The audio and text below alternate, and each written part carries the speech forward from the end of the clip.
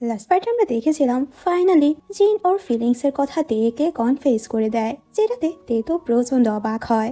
জিন তো ভেবেছিল তে ওদেরকে ছেড়ে একেবারের জন্য চলে যাচ্ছে। তে বলে, আরে বোকা, আমি তোমাদের ছেড়ে কোথায় যাব? আমি তোমাকে আর উজুকে ছেড়ে কোথাও যাচ্ছি না।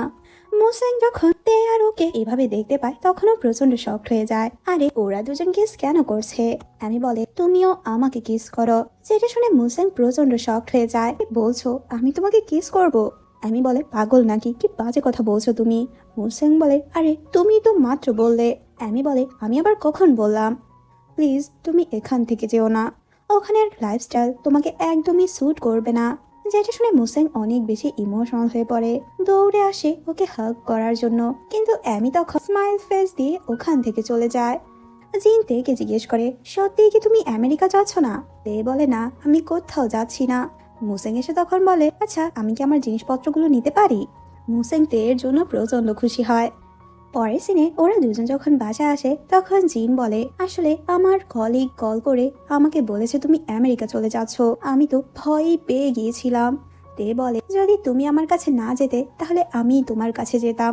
আসলে আমি যখন আমার অ্যাপার্টমেন্টে শিফট হই ওখানে তো আমি একদমই থাকতে পারছিলাম না। আমি সারাক্ষণ তোমাদের মিস করছিলাম। আমার তো মনে হচ্ছে না আমি তোমাদের ছাড়া থাকতে পারবো। জিন বলে, আমি আর অজু সব সময় তোমার পাশেই থাকবো। তোমাকে একা রেখে আমরা কোথাও যাব না। অজু তো ওর আঙ্কেল আর আন্টিকে একসাথে দেখে অনেক খুশি ছিল। পরের সিনে আমরা দেখি জিন ইয়নের সাথে দেখা করতে আসে। ইয়ন জিজ্ঞেস করে, আচ্ছা কালকে কি কিছু হয়েছিল? তুমি হঠাৎ করে এভাবে চলে কেন গেলে? জিন বলে, আমার ইম্পর্ট্যান্ট কাজ ছিল। আর বলে, আসলে আমি অতীতে তোমাকে পছন্দ করতাম, কিন্তু এখন আমি অন্য আরেকজনকে পছন্দ করি। ইয়ন জিজ্ঞেস করে, তুমি কি তেকে পছন্দ করো? জিন বলে, হ্যাঁ। ইয়ন বলে, সেটা আমি আগেই বুঝতে পেরেছি। আমি সব সময় তোমাদের দুজনকে নোটিস করেছি। তুমি তেকে পছন্দ করো এটা জেনে আমি খুশি হয়েছি, কারণ তে খুব ভালো ছেলে, তোমাদের জন্য কেয়ার করে, তোমাকে আর উজুকে অনেক বেশি ভালোবাসে। এরপর জিন যখন চলে যেতে নেয় তখন ইয়ন বলে, ওই দিন ইভেন্টে তো তেও এসেছিল, ও তো আমাদের দুজনকে একসাথে দেখে চলে গিয়েছিল। আমি তোমাকে এটা আগে বলিনি, এর জন্য আমাকে মাফ করে দিও। আসলে আমি জেলাস হয়ে গিয়েছিলাম, আমি একটু সেলফিশও হয়েছিলাম, কিন্তু এখন আমি তোমাকে বেস্ট উইশেস দিতে চাই। আমি জানি আমার মুভ অন করতে অনেক টাইম লাগবে, কিন্তু আমি চেষ্টা করব। পরের সিনে তে আর জিন তো পুজোকে নিয়ে পার্কে ঘুরতে আসে। ওরা একসাথে খুব ভালো সময়ও কাটায়। এরপর জিন জিজ্ঞেস করে, আচ্ছা ওই দিন ইভেন্টে তুমিও এসেছিলে, তাহলে তুমি কেন আমাদের সাথে দেখা করলে না? তে বলে, তখন তো আমি কনফিউজ ছিলাম, আমি কি তোমাদের দুজনকে প্রোটেক্ট করতে পারবো কিনা। আমি কনফিউজ হয়ে গিয়েছিলাম আমি কি তোমাদের ফ্যামিলি হতে পারবো কিনা।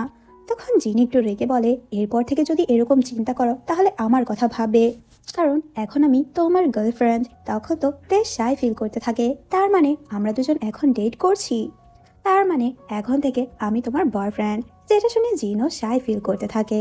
তে তখন চিল্লিয়ে চিল্লিয়ে বলতে থাকে, অবশেষে আমি জিনের মন জয় করতে পেরেছি, ফাইনালি এত সুন্দরী একটা গার্লফ্রেন্ড পেয়েছি। জিন তোকে থামানোর চেষ্টা করে, বাচ্চাদের মতো কেন করছো, কিন্তু তে তো ওর কোনো কথাই শোনে না। কিন্তু তখনই ওরা আশেপাশে ওদের নেইবরদের দেখতে পায়, যেটাতে ওরা দুজনই খুবই এম্বারেস ফিল করতে থাকে। কিন্তু ওদের নেইবররা তো ওদের জন্য অনেক বেশি খুশি হয়। বাসা আসার পর তো জিন তের সাথে রাগারাগি করতে থাকে, তোমার কি মাথা ঠিক আছে? তুমি কি পাগল হয়ে গিয়েছিলে? তুমি এরকমটা কেন করেছো? এখন তো আমি ওদেরকে ফেসও করতে পারবো না, কারণ আমার খুবই লজ্জা লাগছে। আমাকে কত কথা জিজ্ঞেস করবে বাইরে গেলে, আমি কাজ করতে কিভাবে যাব? তখন তে বলে, আরে তুমি এত রিয়াকশন কেন দিচ্ছ? এমনিতেও একদিন না একদিন তো ওরা ঠিকই জানতে পারতো। জিন বলে, সেটা পরেই জানাতে পারতাম, কিন্তু ওয়ার্ক প্লেসে আমি চাই আমার রিলেশনশিপটা সিক্রেট রাখতে। যেটা শুনে তে একটু আপসেট হয়ে যায়, কেন এরকমটা কেন করব? আচ্ছা তোমার ফার্স্ট লাভ ওখানে এজন্য? জিন বল, ওয়েট, তুমি কি জেলাস হচ্ছ? আসলে অনেক কিছুই চেঞ্জ হয়েছে, এখন আর আমি ওকে পছন্দ করি না। তে বলে, সেটা কি তুমি আমাকে প্রমাণ করে দেখাতে পারবে? জিন বলে, হ্যাঁ। তে তো আবার ওকে প্রমাণ করতে বলে, কিন্তু তখনই ওখানে উজু চলে আসে, আর তখন ওরা দেখতে পায় উজু তো প্যান্টি পটি করে দিয়েছে। তে বলে, এ মোমেন্টে কেন তোমার পটি করতে হলো? রাতে তে তো ওর অ্যাপার্টমেন্টে চলে যেতে নেয়, কিন্তু উজু ওকে যেতে দেয় না। এরপর তো ওরা উজুকে নিয়ে ওয়াকে বের হয়। তে জিনকে জিজ্ঞেস করে, আচ্ছা আমি কি আবারও এ বাসায় শিফট হতে পারি? যদি তোমার প্রবলেম হয় তাহলে আমি আমার অ্যাপার্টমেন্টে অ্যাডজাস্ট করে নেব। তখন জিন বলে, তোমার যখনই মন চায় তুমি তখনই আসতে পারো, তুমি চাইলে এখনই সেটেল হতে পারো, কিন্তু একটা কন্ডিশনে, এখানে আসার পর কিন্তু তোমার ইচ্ছে মতো তুমি আর যেতে পারবে না। তখন তে বলে, সেটা তো কখনোই না, তুমি যদি আমাকে জোরও করো তাহলেও আমি যাব না। পরদিন মিটিং এর সিন দেখি। আজকে মিটিং এ অ্যামি আর মুসেং তো অনেক ক্লোজই ছিল, যেটাতে সবাই অনেক বেশি অবাক হয়ে যায়। আজকে তো ওরা দুজন একসাথে লাঞ্চে যাওয়ারও প্ল্যান করে। আর তের তো মনোযোগ একদমই মিটিং এই ছিল না, ও পুরো মিটিং এ জিনের সাথে চ্যাট করছিল, যেটা দেখে ওর ফ্রেন্ড তো অনেক বেশি রেগে যায়। ও ভাবতে থাকে, এ দুই কাপলের মধ্যে তো আমি এক সিঙ্গেল বেচারাই রয়ে গেলাম। অন্যদিকে ডে কেয়ারের সিন দেখি। উজু যখন খেলা করছিল, ও তো খেলনা ওর ফ্রেন্ডের দিতেই চাচ্ছে না। তখন টিচার এসে উজুকে বলে ওর খেলনাগুলো ওর ফ্রেন্ডের সাথেও শেয়ার করতে, কিন্তু উজু তো ওর টিচারের কথাও শুনছিল না। পরে সিনে তে তো ডে কেয়ারে আসে উজুকে নেওয়ার জন্য। টিচার তখন তের সাথে 5 মিনিট কথা বলতে চায়, যেটাতে তে একটু অবাক হয় আর বলে, আসলে আমার গার্লফ্রেন্ড রয়েছে, যেটাতে টিচার একটু এম্বারেস ফিল করতে থাকে। আমি তো উজুর ব্যাপারে কথা বলতে চাচ্ছিলাম। এরপর তো টিচার উজুর ব্যাপারে তেকে বলে, যাতে করে শেয়ার করা ওকে প্র্যাকটিস করানো হয়।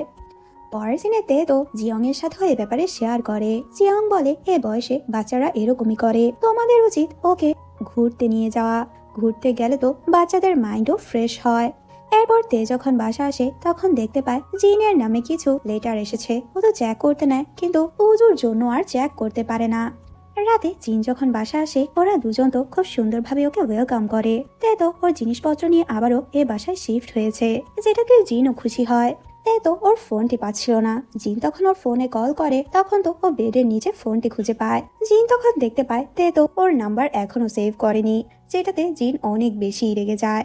জিনের ফোন চেক করতে নেয়, কিন্তু জিন ওকে চেকই করতে দিচ্ছিল না। তে তখন ওর ফোনটি নিতে নেয়, কিন্তু জিন তো কোনোভাবেই দিচ্ছিল না, যার কারণে ধাক্কা ধাক্কিতে দুজনই বেডে পড়ে যায়। রোমান্টিক মোমেন্ট ক্রিয়েট হওয়ার আগেই ওখানে উজু চলে আসে। এরপর তো ওরা তিনজন একসাথে ডিনার করে। জিন বলে, এখন তো উজু বড় হচ্ছে, আমাদের দুজনের কেয়ারফুল থাকতে হবে, ওকে ঠিক মতো আমাদের ঘুম পাড়াতে হবে। তখন তে বলে, তার মানে ও ঘুমোলে এরপর সবই করা যাবে। তখন জিন বলে, তোমার তো উজুর সামনে এসব বলা একদমই উচিত না। এরপর তো তে জিনকে ওই লেটারগুলো দেখায়, যেগুলো দেখে জিনের মনটা একটু খারাপ হয়ে যায়। তে জিজ্ঞেস করে, কি হয়েছে? জিন বলে, লিগাল নোটিশ এসেছে, আমরা উজুর গার্ডিয়ান হতে পারবো না, যেটাতে তে অনেক বেশি অবাক হয়ে যায়। জিন বলে, ওর গার্ডিয়ান হতে হলে আমাদের প্রুফ করতে হবে। তে বলে, যদি আমরা ওর গার্ডিয়ান না হই তাহলে ওর গার্ডিয়ান আবার কে হবে? আর তুমি টেনশন নিও না, আমরা দুজন মিলে এই প্রবলেম সলভ করব। এরপর তো ওরা দুজনই রিসার্চ শুরু করে কিভাবে প্রুফ করা যাবে ওরা যে লিগাল গার্ডিয়ান হতে পারবে। এরপর তো কোর্টে আসে কিছু ডকুমেন্ট সাবমিট করার জন্য। পরে সিনে সেয়ন আর জিন যখন একসাথে ছিল, জিনের কাছে তো তের কল আসে। জিন তো তের সাথে খুব মিষ্টি মিষ্টি কথা বলছিল, যেটাতে সেয়ন অনেক বেশি শকড হয়ে যায়। তুই ওর সাথে এত সুন্দরভাবে কেন কথা বলছিস? আচ্ছা, তোরা কি ডেট করছিস? তখন তো জিন সেয়নকে ওদের রিলেশনশিপের কথা বলে, যেটা শুনে সেয়ন তো ফার্স্টে অবাক হয়ে যায়, কিন্তু ও জিনের জন্য প্রচন্ড খুশি হয়। জিন বলে, কিন্তু আমাদের রিলেশনশিপে ছোটখাটো বিষয় নিয়ে অনেক ঝগড়া হয়। তখন আমরা দেখতে পাই উজুর ছোটখাটো বিষয় নিয়ে দুজনের মধ্যেই ঝগড়া লেগে যায়। উজুকে কিভাবে রেডি করাবে, কোন জামা পরাবে, কি খাওয়াবে, এ ছোটখাটো বিষয় নিয়ে। পরের সিনে দেখি তে তো জিনকে ট্রিপে যাওয়ার কথা বলে উজুর মাইন্ড ফ্রেশ করার জন্য। তখন জিনও রাজি হয়ে যায়। জিন সবকিছু অ্যারেঞ্জ করার কথা বললে তে বলে, তুমি টেনশন নিও না, আমি আগে থেকে সবকিছু রেডি করে রেখেছি। পরদিনই ওরা ট্রিপের জন্য বের হয়। তাই তখন লক্ষ্য করে ওর গাড়ির জিপিএসটি কাজ করছে না।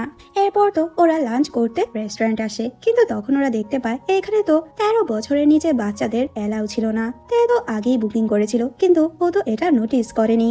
এরপর ওরা তিনজন একসাথে বেশ কিছু অ্যাক্টিভিটিস করে। তে আর উজুকে একসাথে এত খুশি দেখে জিনের অনেক বেশি ভালো লাগে।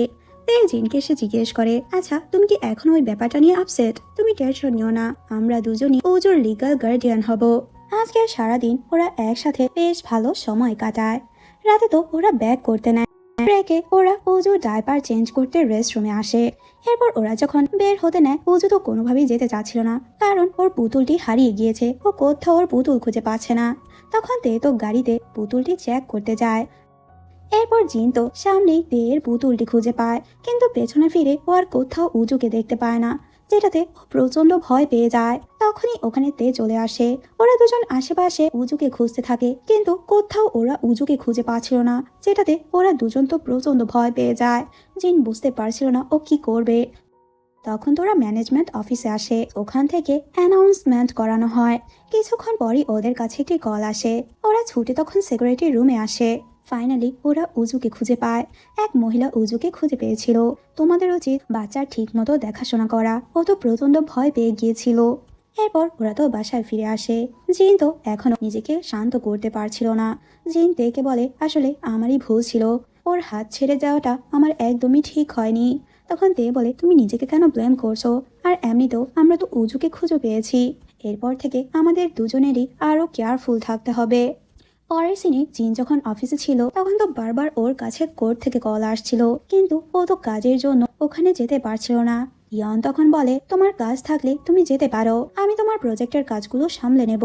জিন তখন সাথে সাথে বের হয়ে পড়ে। এদিকে কোর্টে তে তো জিনের জন্যই ওয়েট করছিল। কিছুক্ষণ পরই জিন চলে আসে।